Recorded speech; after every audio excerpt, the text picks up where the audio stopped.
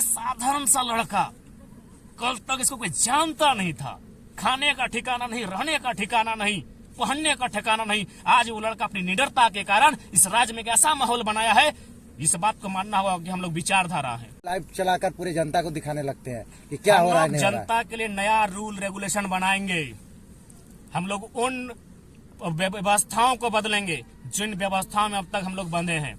हम लोग जनता के हैं, जनता के लिए हैं, और हम लोग उसके लिए किसी भी नए नियम कानून को स्थापित करने के लिए बाध्य करेंगे बाकी लोगों को। तो इसलिए लोगों को इसी बात का दिक्कत होता है कि साधारण सा लड़का, कल तक इसको कोई जानता नहीं था, खाने का ठिकाना नहीं, रहने का ठिकाना नहीं, पहनने का ठिकाना नहीं। आज वो लड़का अपनी निडरता के कारण इस राज्य में एक ऐसा माहौल बनाया है, इस बात को मानना होगा कि हम लोग विचारधारा हैं। मैं हमारी और हमारे लिए गलत बातें वही लोग मनगढ़ंत कहानियां बताते हैं जो पॉलिटिक्स में है। आप किसी गांव में जाइए, खेतों में खटने वाले किसान से पूछिए, फैक्ट्रियों में काम करने वाले मजदूर से पूछिए, जयराम महतो कौन है। अगर वो हमारे लिए नेगेटिव कहेगा, हम उस समय बैक आ जाएंगे। वो हमें नेगेटिव नहीं कहेंगे।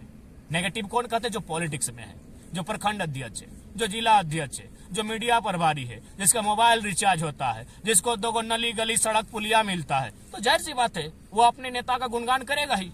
अगर हम उसकी जगह होते तो शायद हम भी वही करते।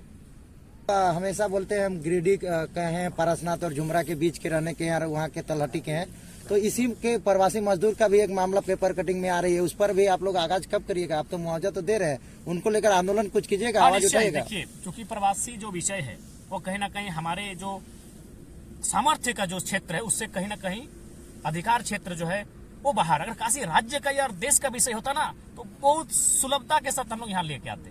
तो उसके लिए हम लोग जो प्रक्रियाएं हैं उसके माध्यम से हम लोग उनके तक पहुंचेंगे। बाकायदा उनसे हमारी वीडियो कॉल में टेलीफोनिक बात हुई और उनके दर्द के साथ, उनकी पीड़ा के साथ हमारा पूरा संगठन एक परिवार की तरह उनके साथ खड़ा है। और हम लोग इस पर चाहेंगे, इस पर कोई अच्छी राजनीति ना हो, न पक्ष ना विपक्ष ना त्रिपक्ष, सब मिलकर उनके वतन वापसी के लिए हम लोग रास्ता तैयार करें। हम लोग एक साथ रहेंगे।